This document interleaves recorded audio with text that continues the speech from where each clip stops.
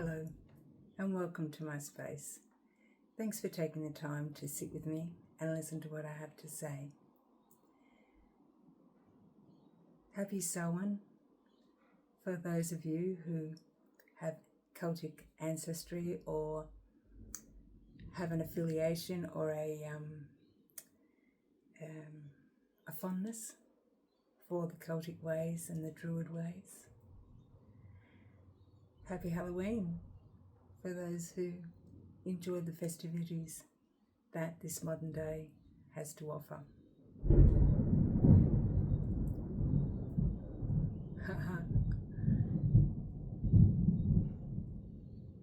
That was one wonderful thunderclap. I do love storm season.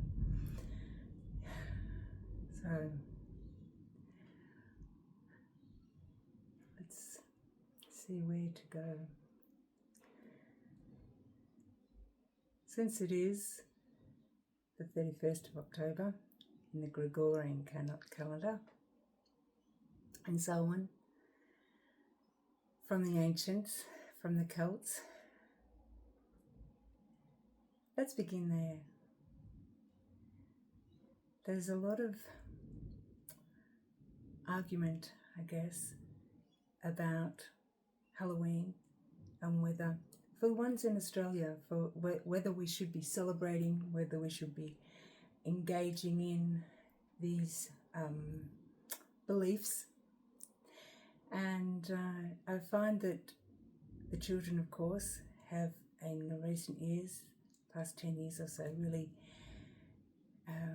embraced this time of year and what it has to offer. And for me, growing up in Australia, we didn't participate in my generation and before my generation. And due to the Americanization of Australia, this younger generation is embracing it. But the majority of them actually don't have a clue what it's all about, and they just like the fun of it. Powerful storm out there at the moment. So I personally love this time of year more than any other.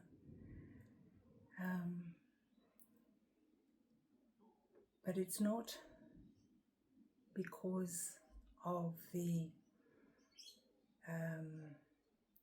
belief systems that are surrounding Halloween. It is because at this time people who would otherwise not engage are open to the possibility of something outside of themselves, something beyond themselves. Samhain for the Celts was actually just a point in time, the end of the harvest, the beginning of winter, the midpoint between the equinox and the solstice. It was embellished over time to be much more than that. And what we have been taught is that at this particular time of year, the veil thins,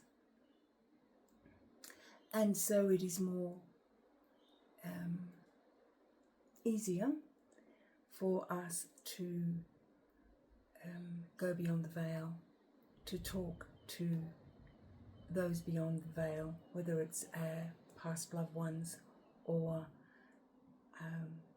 beings from other places.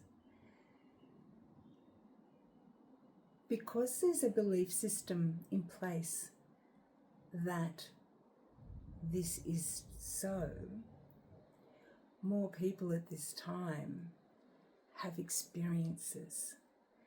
More people at this time hear, see, feel from beyond the veil. That excites me greatly because for me, that's how I live every day. The other realms, the other dimensions, the other places are always here. It is purely our perception of whether we have the ability or the opportunity to interact. The veil doesn't actually thin. Our perception allows the interaction. For me, I get so excited when I see young ones becoming more aware of their abilities and possibilities. So this is my favourite day of the year. And for there's many Christians that I know that are very anti-Halloween, and they're taught to dislike it. I'm sorry, my washing machine is doing a cycle and you will probably hear that. I should have turned it off before I started, but I didn't. So, Halloween is a word that actually came from Scotland, and it was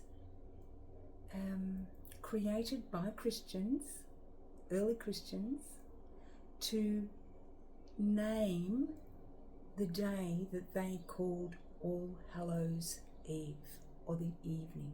So All Hallowed Eve, shortened, means Halloween. And that was created by the early Christians.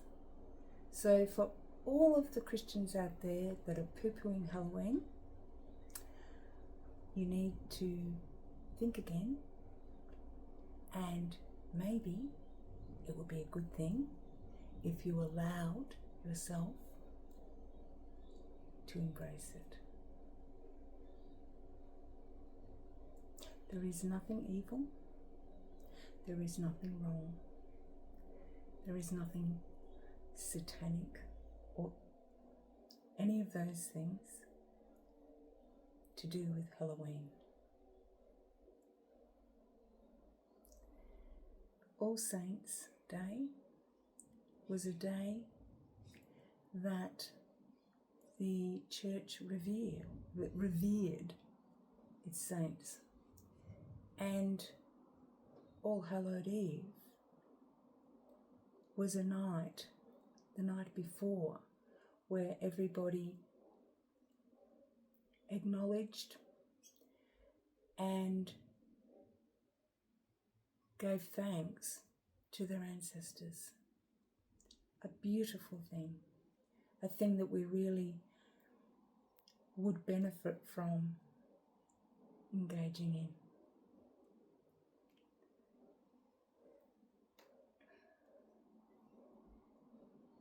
So,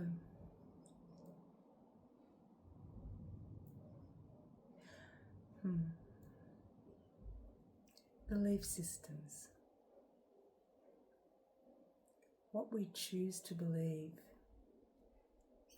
becomes the cage, the construct, the limitation of who we become. If we believe something, we will not allow ourselves to go outside of those parameters.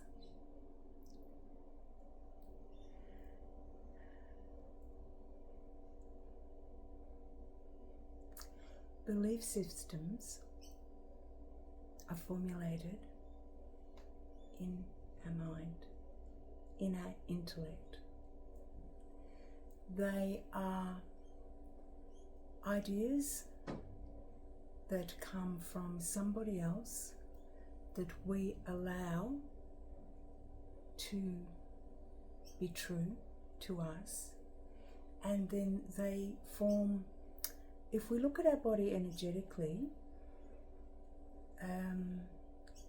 we have all of our belief systems, all of our ancestral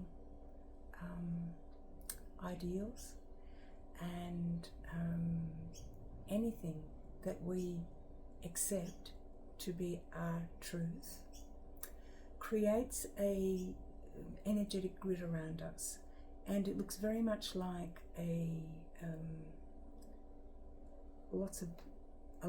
like a grid, or like a cage. And the more strongly we hold on to a belief system, the more rigid this system becomes. When we choose to explore possibilities through our divine center, not through our intellect, through our divine center, it has the ability to dissolve the grid. And this is very much the turning inside out, but it dissolves the grid, and it allows us to explore possibilities that we were once close to.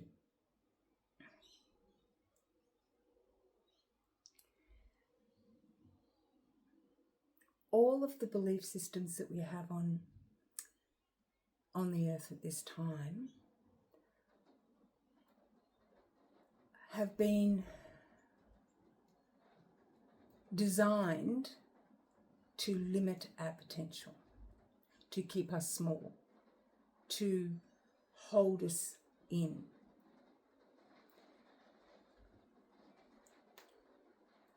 We will never break free from the constraints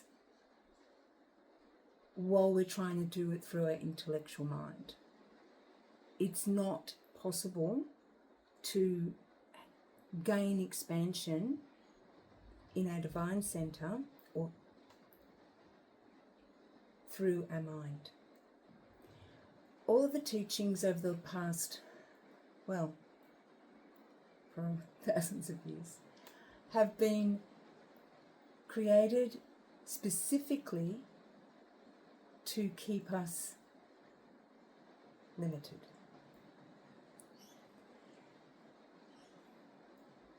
Once we start thinking's not the right word. Once we start listening and allowing our divine center to show us, our growth and our understanding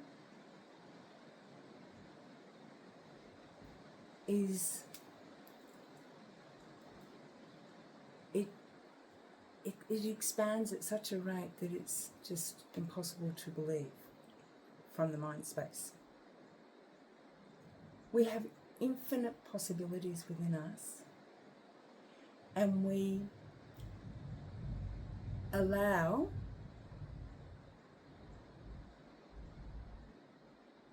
the limited constraints to keep us locked into pain and suffering, judgment, criticism, lack, self-righteousness.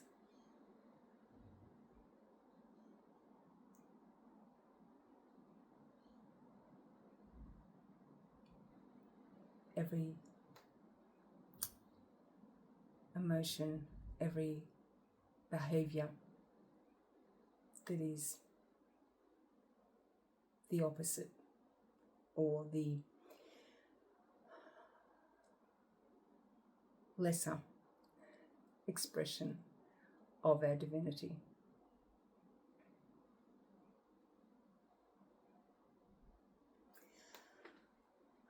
On the weekend, I had a wonderful few days with my partner and a very good friend, and we went down to Rainbow Bay, the Gold Coast, and I had an opportunity to swim in the water and feel the beautiful energies that are down there, and also to sit with the rocks at Rainbow Bay. Beautiful black volcanic rocks.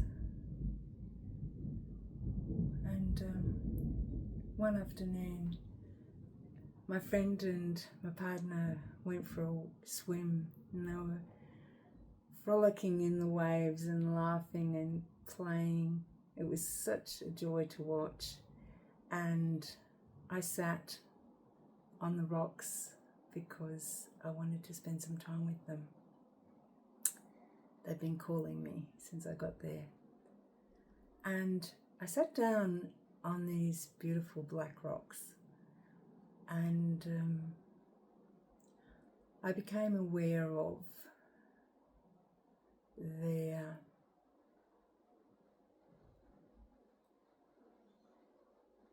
energy, their signature.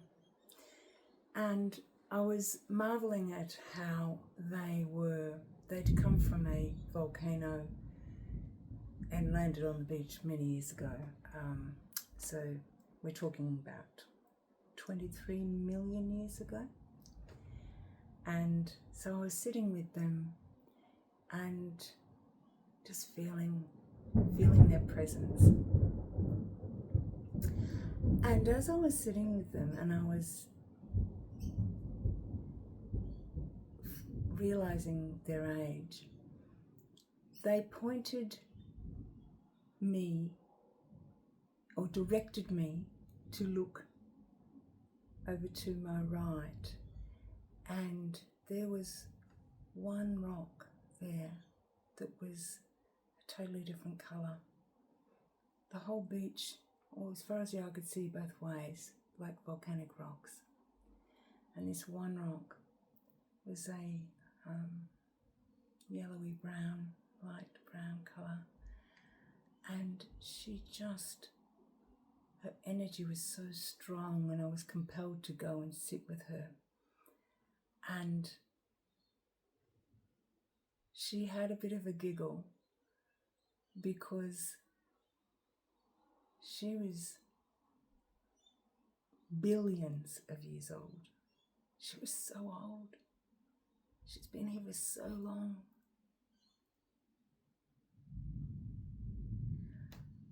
And so I sat with her while I was watching them playing in the water and swimming, and I just sat with her and I just felt her. And she was so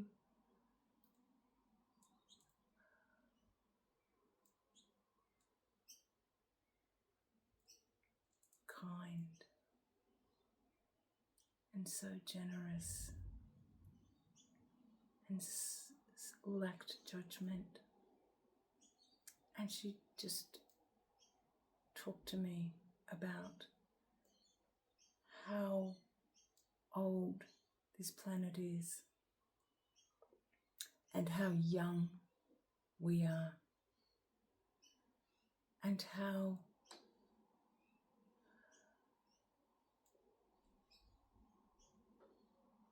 ignorant we are.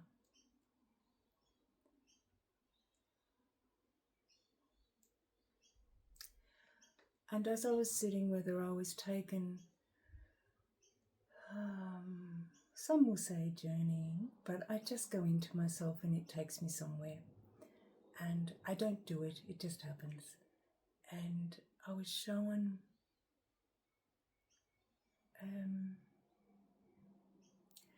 about this current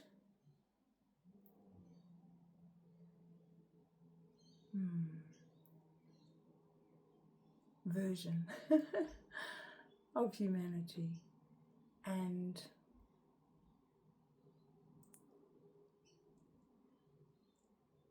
how we get so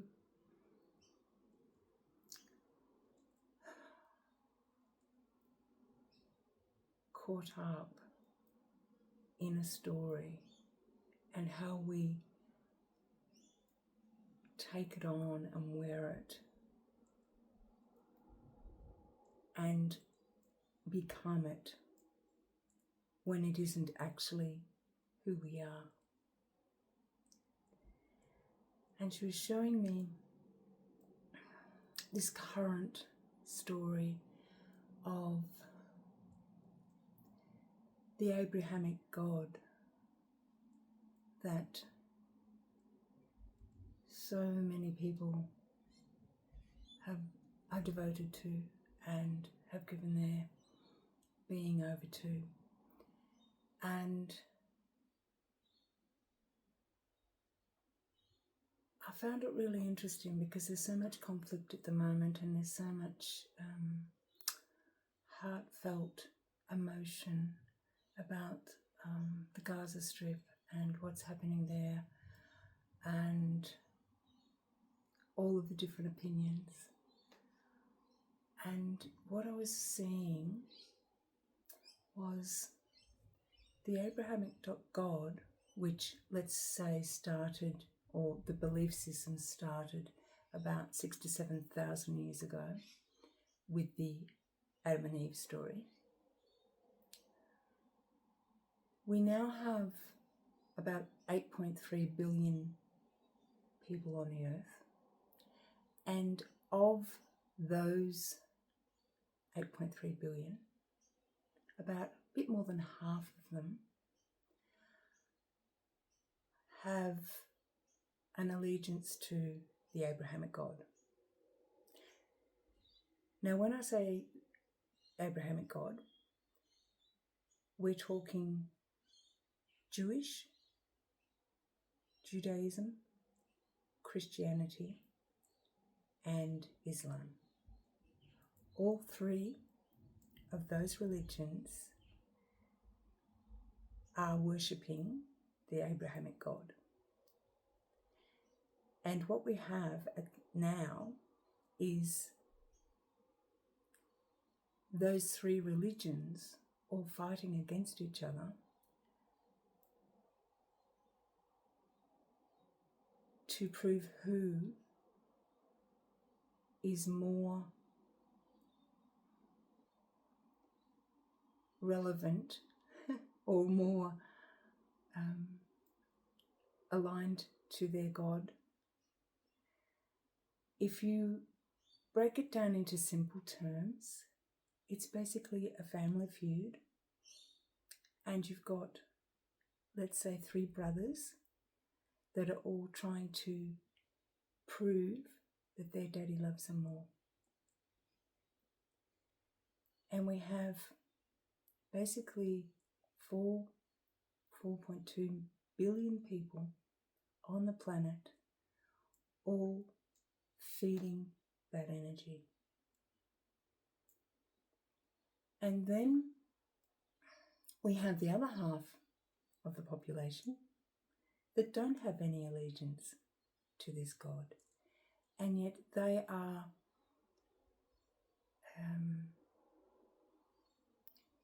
forced to be held in that construct. You will find at this time there's a lot of people that are turning away from religion and are feeling that we need to start caring about humanity.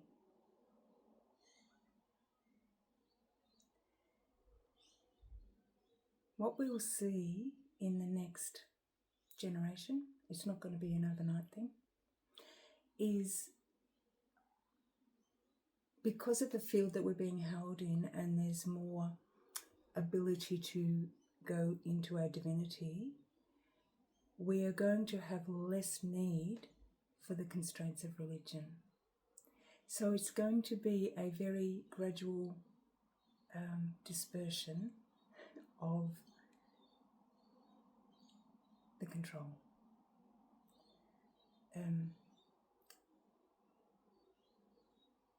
Dissolving.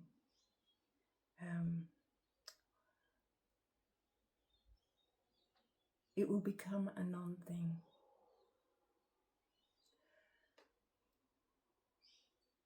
The Abrahamic God has already lost its power, and we are just going through the motions of that all becoming a reality. As people start to live from their divinity, because they have their own connection to the divine, to the creator of all things, and they realize that that divine creator has absolutely nothing to do with the Abrahamic God.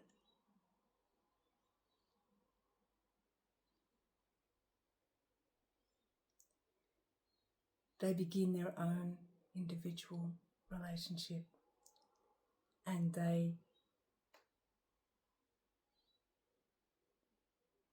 blossom.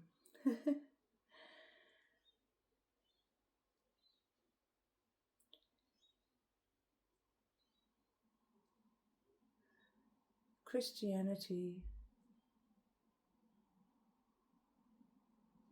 is becoming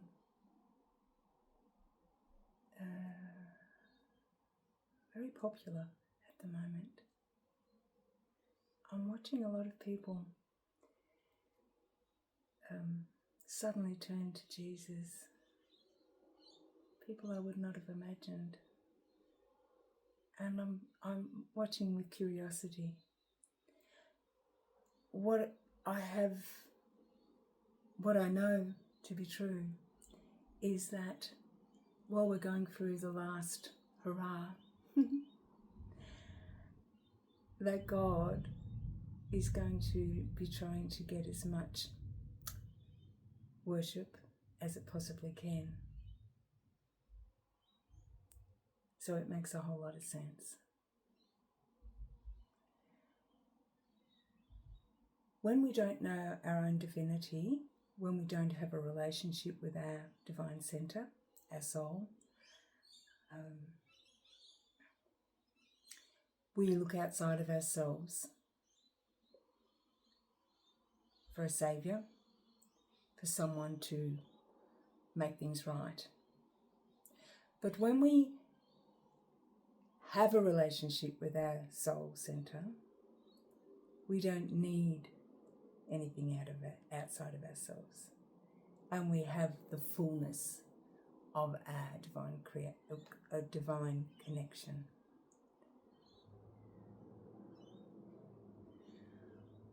One of my friends said to me the other day that she reminded me of a session that I did once where I taught her how to breathe into her flame and breathe life and make it grow. And she said to me that people don't know how to do that. They don't know they have a divine center. They don't know that they can have this relationship. And it was really helpful for me because from my experience, I've known that since I was a little child. It's always been there. My light's always been there. I spent many years trying to understand it through the outside interpretations, which weren't correct. And it took me a long time to actually just trust.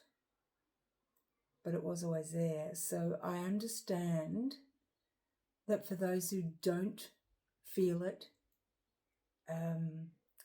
know it, that it must seem impossible.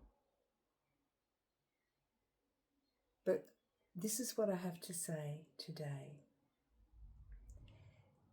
You cannot be alive here, now, on this plane, if you don't have your spark of life. Your spark of life is you, and the more you allow it to expand and become full, the more your true expression of self will be seen, felt and heard. And the only thing that we need to do is actually welcome it to be here. Acknowledge it. So let's just take a moment now and say hello to our divinity. Now, for me, my divine center is right in the center of my chest.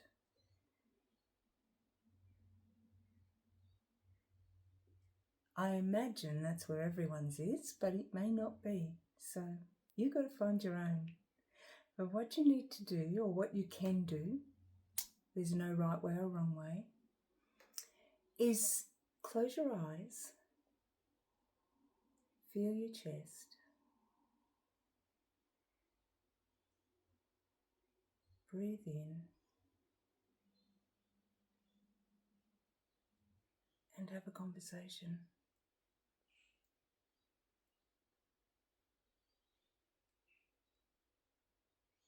Hello.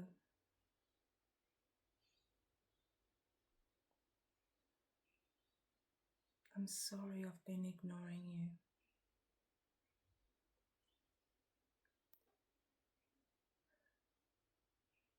My entire life, I've been completely oblivious to your presence. But now I know. And so I'm trusting.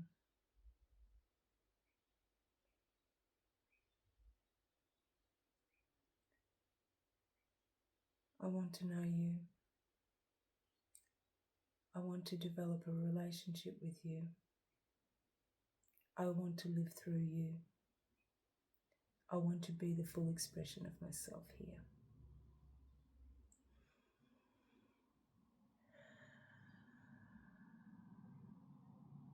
Just breathe into it and see, if you can't see it, a little spark in the middle of your chest. And blow. Just like you're blowing on the embers on a coal, and you see the embers in a fire, and you just give it that breath of life.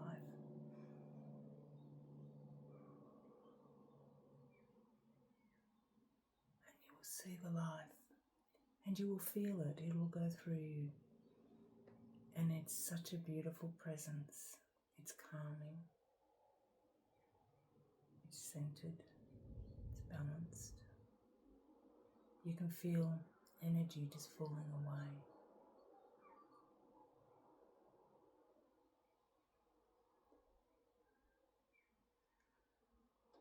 We don't need anyone else's belief systems. We don't need anybody else's ideologies. We don't need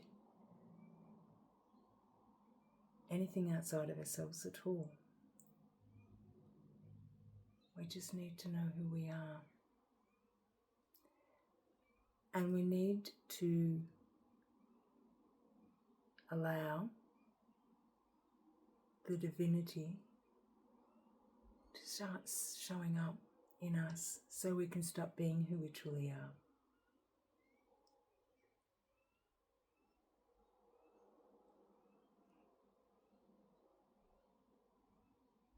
We all have the ability We all have the capability. This is who we are. This is who we're here to be. And when we all start being that,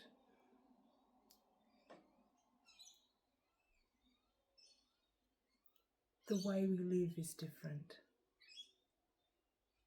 The way we engage with people is different. The way we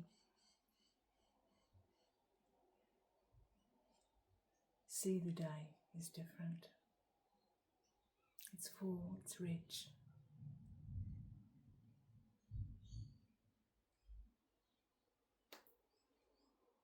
Humanity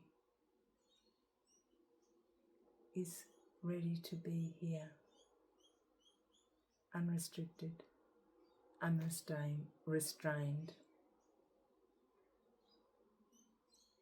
full and illuminated. Embrace yourself and be you. That's all for today. Talk again soon. Bye for now.